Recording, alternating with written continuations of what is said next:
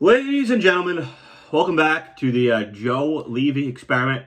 It's a pleasure to see you guys today. I dressed up pretty nicely today for you guys. I wore this nice shirt. Now, I don't usually wear V-necks, but I figured, you gotta try it up, gotta mix it up, try something new in life, get out of your comfort zone.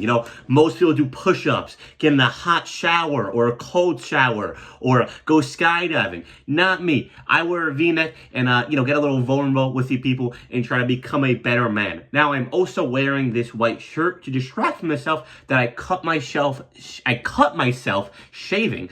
My dad never really taught me how to shave, so as a result of that, I will cut myself from time to time. But yeah, it's a very pleasure to see you guys. Welcome back to the show. Thank you guys for joining. We have a very, very interesting show planned for you guys. So, I want to get into it right away. As you can see from the title of this video, the main purpose of this video is that Bill Belichick, the former coach of the New England Patriots, now the coach of UNC, and prominent sugar daddy, should be the new pope ever since Pope Francis passed away. Now, I want to say this, right? I will be talking about the pope in this episode. Now, I know I am a Jew, and a lot of Christians, besides from not liking Jews because we killed Jesus, I might be a little insensitive about this topic. I might not be the right guy to speak about the Pope, the same reason a Christian guy might not be the right guy to give a matzo ball soup review, because he just might not know what qualifies good matzo ball soup, what qualifies as good pastrami, right? So I'm going to say this first of all. I am sorry for killing Jesus. That was on me. My bad. Which actually is a pretty Christian thing to say, which is, taking blame for somebody else's actions. So my bad about that. I know he was very important to you guys, so we could all put that aside for a second. And I want to actually help you guys. I want to help the Christian community out here, helping you guys pick a new pope. Because I know people, they're thinking they might pick a black pope. And I know some of you guys, I'm not saying you specifically, but some people might not want that. So now I want to help you decide who should actually be the new pope. And I think I found a new guy. I think Bill Belichick, now with his 16-year-old girlfriend, would be the proper person to be the new pope, right? So let's go over the basics. Right? Pope Francis, he was a pope for a long time. He passed away, and now the Vatican is in the process of picking a new pope. So let's go over some fun facts about Pope Francis. So Pope Francis, he had 4 brothers and sisters, and, he studied philosophy before he became a pope, and he also studied at the University of Buenos Aires down in Argentina, right? So now, Bill Belichick is in the news. Why is Bill Belichick in the news? Because he has a new 12-year-old girlfriend, and people are talking about it, right? So, here's the thing, right? What do we know about the Pope, right? We know the Pope was a nice guy. He helped people. He didn't hate gay people. And, he was very progressive for his time. He was very ahead of his time. You know who else was very ahead of his time? Bill Belichick was very ahead of his time. His defense was very smart. He saw the genius in Tom Brady. So, he kind of was also ahead of his time in a certain way, right? So now I asked ChatGPT, what are some of the qualifications to be Pope? So first things first, you obviously must be a baptized Catholic male. Now, I do not know if Bill Belichick is Catholic. However, he is, according to this website, a Christian. So now, for an ignorant Jew like me, Christian, Catholic, Episcopalian,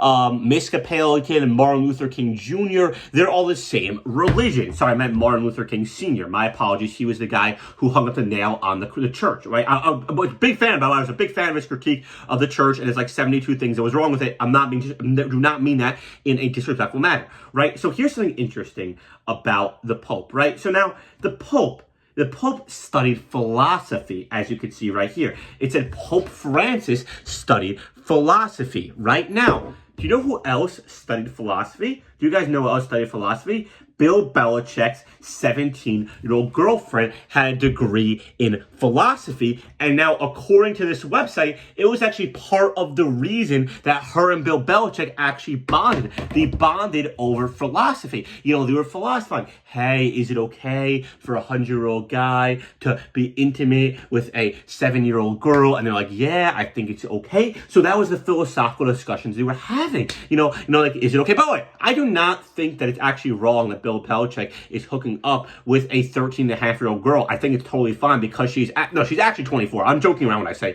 she's 13 and a half. I'm actually joking around. I think it's actually okay what she's doing, right? So now, one of the qualifications of the Pope, right? He has to be a Catholic. He has to be a good leader. Bill Belichick was a coach of a football team for over 20 years. He's obviously a good leader. He has 6 Super Bowls, right? So obviously Bill Belichick could be a good leader if he was leading the New England Patriots to Super Bowls and also the defensive coordinator for the New York Giants and leading them to Super Bowls as well, okay? So obviously he's a good leader in that regard, right? Okay, now, what else did I want to talk about here for the most part, right? So now, Bill Belichick has this girlfriend, right? A lot of people are making fun of him, but really, a lot of people are also looking up to Bill Belichick. And right, a lot of guys, the Pope has to be like an inspirational guy. The Pope has to be a guy you could look up to, be like, wow, I want to be like that guy one day.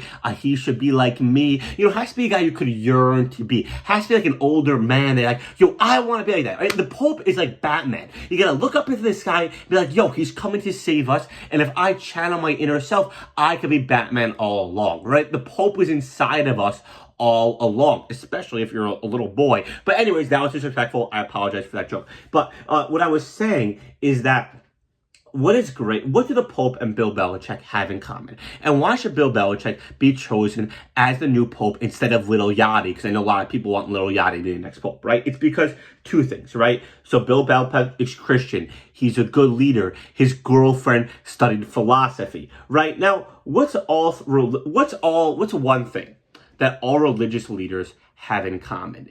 They never answer a question. You ever ask a pope a question or a rabbi a question? I'll say this, in my experience. You ever ask a rabbi a question? They never answer the question. They always give you some crazy workaround. You ever ask a rabbi, hey, rabbi, is it okay if I eat bacon on Yom Kippur? I said, well, is it okay if you eat bacon on Yom Kippur? Well, according to Beit Shammai, he said definitely no. But according to Beit Hillel, well, if you're pregnant and your wife's in the hospital and you're on your way to give birth and the wife really wants to eat bacon, then okay, you give her bacon. But really, you never really know if you get bacon on Yom Kippur. So religious people never answer the question. Let's take a look at this. I'll show you proof. This is a little boy asking Pope Francis, is my dad in heaven? Look what he says. Sorry. Oh, sorry. Give me a second. I had some, the new Pope's music playing for a second. No, I'm not listening to Little Dicky. Do not judge me. This is a mistake. This is a mistake. I'm being set up by the Muslim Brotherhood. Okay. So, right, religious leaders never answer a question. Case in point, this guy is asking the Pope, hey, my father wasn't a Christian. He was not baptized, but he's a good guy. Will he get to heaven? And look what the Pope says. He's not even answering it in English. You see what I mean? They never answer a question. He's going to speak in this made-up language to avoid answering a question. Dude, he's like, just answer the question, dude. Is my dad getting to heaven? He's going, oh, Papa Pizza, Papa Papacita, Mamma Mia, Spaghetti Calzone, Chicken Parmigiano, Parmigiano Reggiano, Luigi Mangioloni, Waluigi, Luigi's Mansion. He's not even answering a question in English. Dude, you see that? Okay, now, you know who else never answers questions? Bill Belichick. Watch this. It's a topic neither one else. But first of all, I don't know.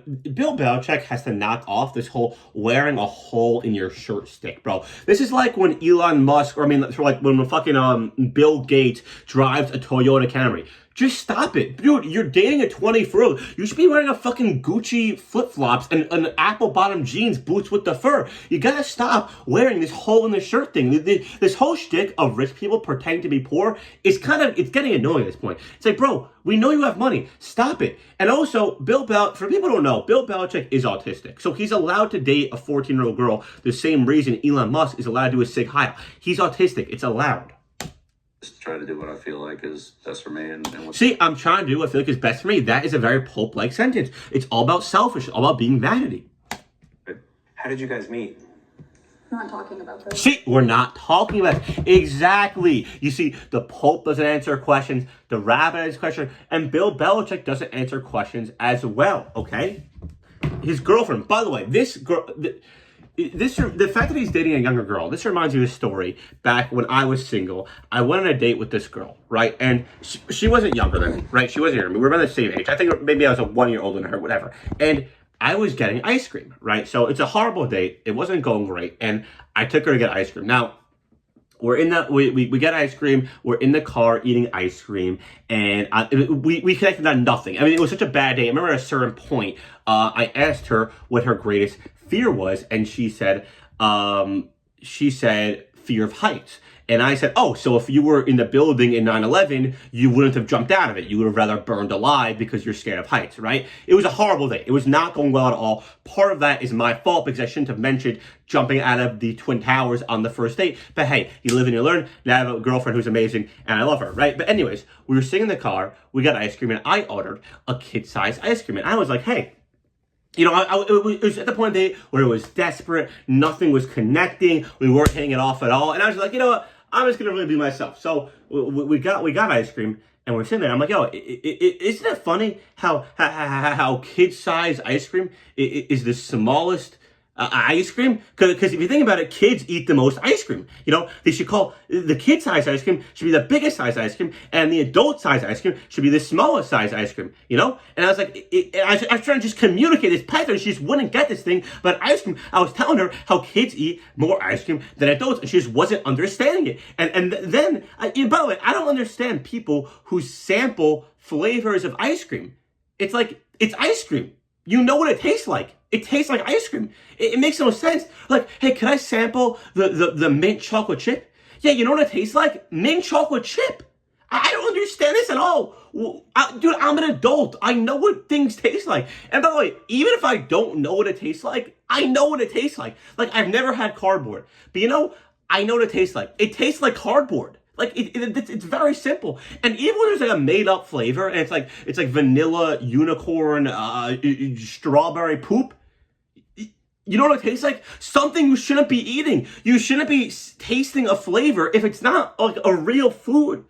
Like if the flavor of ice cream isn't based on a food, you shouldn't be eating that. If you eat strawberry, unicorn, rainbow poop, you're a bad person. That's a moral failing, okay? And that's what this conversation reminds me of. Feel like is best for me and what's right. How did you guys meet? I'm like, what's your opinion on ice cream?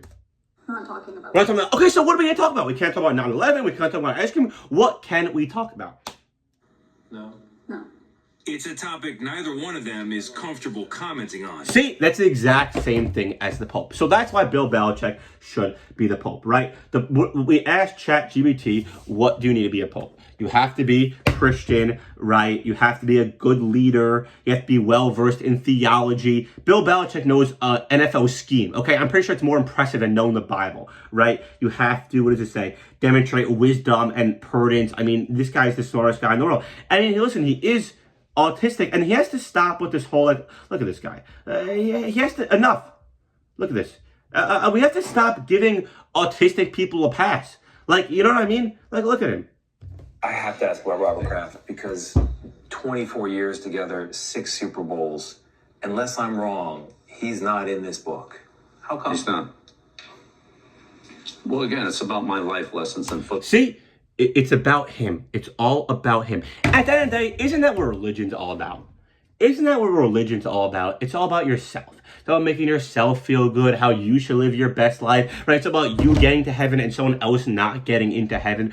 So at the end of the day, listen, that's why I believe, and that is my plan as an evil Jew to destroy the Catholic religion. Well, anyways, thank you guys so much for watching. I really hope you enjoy this and have a great day.